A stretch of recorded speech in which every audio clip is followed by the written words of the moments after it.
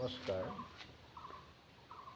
আগৰ পৰ্যায়কেইটাত মই ঢোলৰ শব্দ, যুক্ত শব্দ, আলংকাৰিক শব্দ এই বিষয়ে অৱগত কৰাইছিলোঁ। আজি যিহেতু ছাত্ৰ ছাত্ৰীসকলে শিকিবৰ কাৰণে মই বিহু চেও দুটা লৈছোঁ। বিহুবিলাক সাধাৰণতে বিহুৰ নামবিলাক সাধাৰণতে বৰদৈ চন্দত প্ৰায়খিনি লিখা আছে, জোনা চন্দত আছে, জোনমণি চন্দত আছে, সেইখিনি পিছত পৰ্যায়ক্ৰমে পাব। এতিয়া কথা হ'ল যে কোন কোন শব্দত কেনেকৈ বিহু চেও বজোৱা হয়। ইয়াত এতিয়া মই তালি পিছা আইৰি দাওঁ, ধেনি পিছা আইৰি দাওঁ, তাকু গুদু ঘেন দাওঁ, ঘেন এইটো শেষত পৰিবগৈ, কিন্তু ঘেন ঘেনি ঘেন ঘেনি ঘেন ঘেনি ঘেন দাওঁ, খিট খিটি খিট খিটি খিট খিটি খিট দাওঁ, ঘেন ঘেনি ঘেন ঘেনি ঘেন ঘেনি ঘেন দাওঁ, খিট খিটি খিট খিটি খিট খিটি খিট দাওঁ, খিট ঘেন খিট দাওঁ, ঘেন খিট দাওঁ, দাওঁ ঘেন খিট দাওঁ, ঘেন খিট দাওঁ, তালি পিছা আইৰি দাওঁ, ধেনি পিছা আইৰি দাওঁ, তাকু গুদু ঘেন দাওঁ, ঘেন দাওঁ। এই দাওঁ শব্দটো মাৰি পেলাই গোটেই চেওটো আকৌ এবাৰ বজায়। এই চেওটোৰ নাম হ'ল খৰা চেও। খৰা মানে হ'ল কুটোৱা কৰি বজোৱা চেও। প্ৰতিটো বিহু নামৰ দুলৰি গাৰ্জনা যোজনাৰ অন্তত এনেকুৱা ধৰণৰ চেওবিলাক বজোৱা। বৰ্তমান এই চেওবিলাক দেখা গৈছে যে বিভিন্ন কৌশলেৰে লেটিপেটিকৈ বজোৱা হৈছে। সেইটোৱে বজাই দিলে এই চেওবিলাকৰ সৌন্দৰ্যটো নাথাকে। গতিকে মই আপোনালোকৰ আগত প্ৰকৃতিমূলক বিহুৰ নাম গাব লাগিব। যিহেতু আকাশখনত যৌনগন্ধি গীতবিলাক বেছিকৈ উৰি ফুৰিছে, যিবিলাক ছাত্ৰ ছাত্ৰীৰ কাৰণে উপযোগী নহয়। এতিয়া মোৰ নামটো হ'ল পাহাৰৰ কলিটি ভৈয়ামৰ কেতেকী, তাৰে ঐ শুৱলা মাত, তাৰে মাতে শুনি ৰ'ব মই নোৱাৰোঁ, এৰি যাওঁ পেটৰে ভাত। নামটো সেইটোৱেই। তাকে দুলৰি হিচাপে গালে এনেকুৱা হ'ব। ঐ পাহাৰৰ কলিটি ভৈয়ামৰ কেতেকী, তাৰে ঐ শুৱলা মাত, তাৰে মাতে শুনি ৰ'ব মই নোৱাৰোঁ, এৰি যাওঁ পেটৰে ভাত। এই দুলৰিটো বজাই পেলাইও বিহু চেওটো বজাব পাৰিব। কিন্তু মই এতিয়া বজাম নামটোৰ লগত ৰজিতাক্ষৰ, তাৰমানে তাক নাম হিচাপে গাম। নাম হিচাপে গাবলৈ যাওঁতে তাত জাত লগাই। এতিয়া মই ঐ শব্দটো লগাম, দুয়োটা স্বৰবৰ্ণ। কি শব্দটো লগাম এবাৰ, ঔ বুলি লগাম এবাৰ। এতিয়া মই প্ৰথম ঐতে ধৰিছোঁ, দুয়োটা স্বৰবৰ্ণ উচ্চাৰণ কৰিবলৈ ছাত্ৰ ছাত্ৰীসকলে ভাল পাব। ঐ পাহাৰৰ কুলিটি,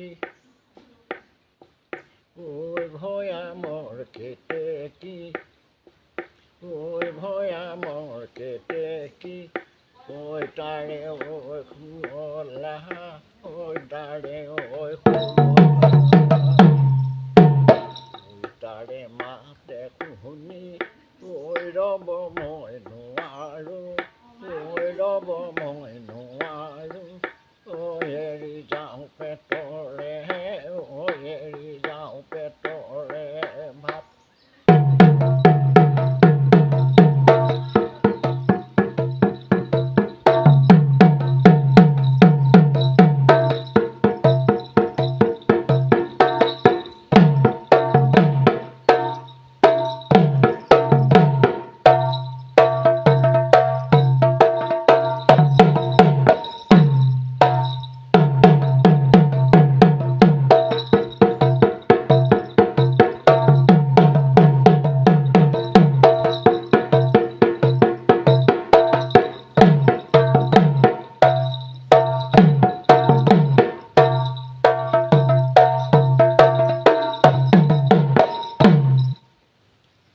চেওটো বজালে এনেকৈয়ে বজায়। ইয়াতকৈও হয়তো এতিয়া ৰ'দ পাইছে, ঢোল টান আহি আহিছে, ফাগুনীয়া বতাহ পাইছে, মুকলি চোতালৰ মাজত বজাইছোঁ, গতিকে ইয়াৰ চামৰাখন অলপমান টান হৈ আহি থাকিব। মাজে মাজে মই হয়তো ইয়াৰ দপনিখন পিটিকিব লাগিব, তেতিয়া আপোনালোকে মোক দুখ দি নিদিব, কাৰণ বতৰ চাই পেলাই আমি কাম কৰিব লাগিব। এতিয়া পিছৰটো হ'ল যুক্ত শব্দত চেওটো আছে। থাক আৰু গুদু গুদু। থাক আৰু গুদু এই চেওটো যেতিয়া বজাই পেলাই বিহু চেওটো বজাব, সেইটোও এটা খৰা চাবে। মই প্ৰথমতে চেওটো বজাই শুনাই দিছোঁ।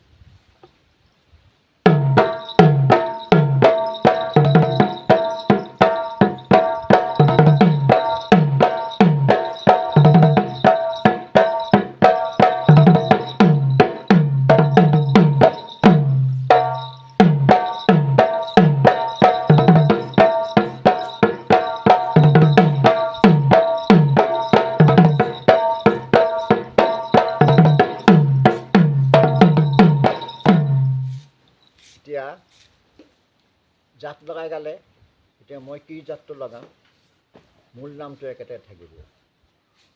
কি পাহাৰৰ কুলিটি, কি ভৈয়ামৰ কেতেকী, কি ভৈয়ামৰ কেতেকী, কি তাৰে ঐ শুৱলা, কি তাৰে ঐ শুৱলা, কি তাৰে মাতে শুনি, কি ৰ'ব মই নোৱাৰোঁ, কি ৰ'ব মই নোৱাৰোঁ, কি এৰি যাওঁ পেটৰে, কি এৰি যাওঁ পেটৰে ভাত।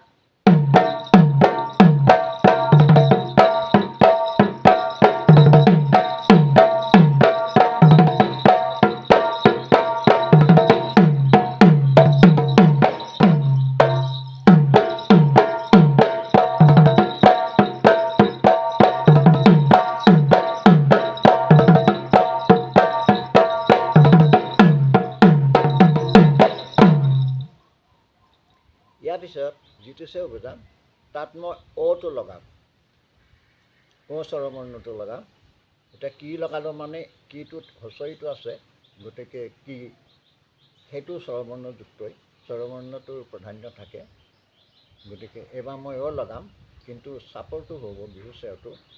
ঘেন ঘেনি ঘেন দাওঁ ঘূৰি ঘূৰি যাওঁ যাওঁ, কিটি ঘেনি ঘেন দাওঁ ঘূৰি ঘূৰি যাওঁ যাওঁ, ঘেন ঘেনি ঘেন দাওঁ ঘূৰি ঘূৰি যাওঁ যাওঁ, কিটি ঘেনি ঘেন দাওঁ ঘূৰি ঘূৰি যাওঁ যাওঁ, দিখিত তাক সিতাক দিখিত তাক সিতাক, তাক গুদু ঘেন দাওঁ, আকৌ ঘূৰি আহিব চেওটো। গতিকে এতিয়া মই নামটো প্ৰথমতে গাই ল'ম। অ' পাহাৰৰ কুলিটি, অ' ভৈয়ামৰ কেতেকী, অ' ভৈয়ামৰ কেতেকী, অ' তাৰে ঐ শুৱলা, অ' তাৰে ঐ শুৱলা, অ' তাৰে মাতে শুনি, অ' ৰ'ব মই নোৱাৰোঁ, অ' ৰ'ব মই নোৱাৰোঁ, অ' এৰি যাওঁ পেটৰে, অ' এৰি যাওঁ পেটৰে।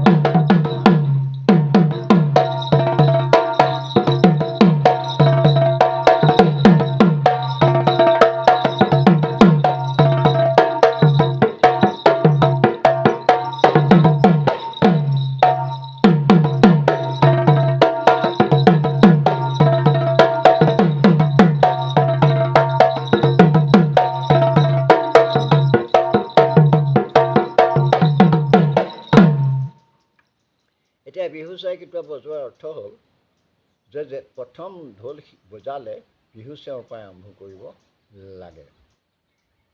যেতিয়া বিহু চেওঁৰ পৰা আৰম্ভ কৰি হাতখন মুকলি হৈ যাব, খোলা হৈ যাব, আঙুলিবিলাক লৰচৰ কৰিবলৈ শিকিব, তাৰপিছত অন্যান্য শব্দবিলাকলৈ যাব লাগিব।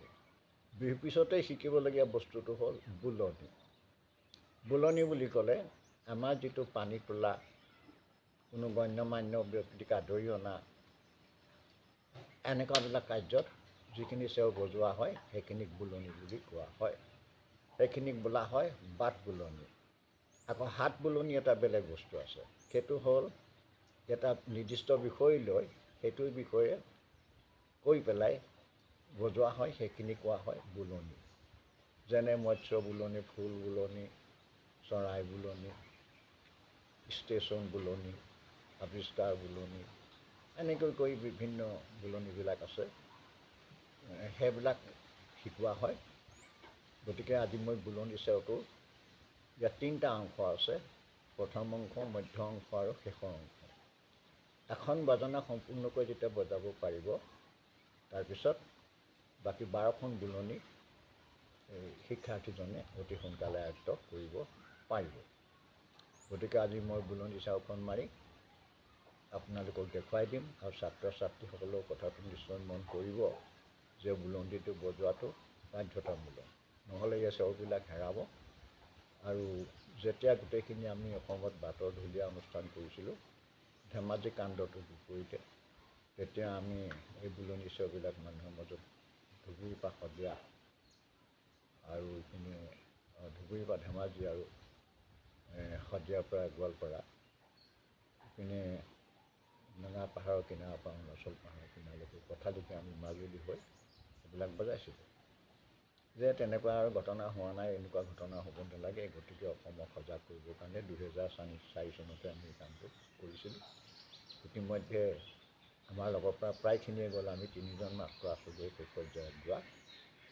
গতিকে তেখেতসকলকো মই শিকাবৰ সময়তে, আপোনালোকক শিকাবৰ সময়তে তেওঁলোকলৈ মনত পেলাই লৈছোঁ। এতিয়া মই বুলনি চেওটো আৰম্ভ কৰিম। ইয়াত 3টা অংশ আছে।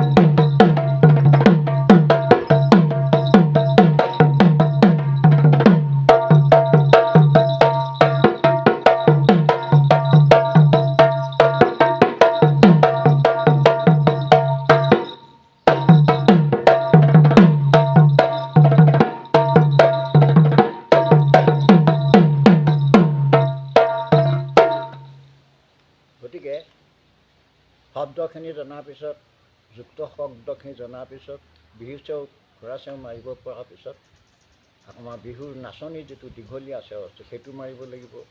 তাৰপিছত আকৌ বুঢ়া চেও আছে, সেই চেও মাৰিব লাগিব। তাৰপিছত আপোনাৰ লহৰীয়া চেও আছে, সেইবিলাক বজাব লাগিব। তাৰ সমান্তৰালভাৱে বুলনি চেও বজাই যাব লাগিব। এই গোটেইখিনি যেতিয়া আয়ত্তলৈ আহিব, তেতিয়া তেওঁলোকে ওজা-ঢোল শিকিবলৈ বা বিহুৰ বিভিন্ন চেও শিকিবলৈ অতি সহজ হৈ পৰিব। গতিকে আপোনালোক সকলোলৈকে মই শ্ৰদ্ধা ৰাখিছোঁ আৰু আশা কৰোঁ যদি ছাত্ৰ ছাত্ৰীসকলে বা অভিভাৱকসকলে কিবা দিগদাৰ পায়, তেতিয়া মোৰ ফোন নম্বৰত ফোন কৰিলে আপোনালোকে মোৰ পৰা কথাখিনি পাব। সেই সকলোলৈকে এই বসন্ত বতাহ বলিছে শ্ৰদ্ধা আৰু নমস্কাৰ জনাই আজিৰ প্ৰশিক্ষণৰ কথাটো কাৰ্যসূচী ইমানতে সমাপ্ত কৰিছোঁ।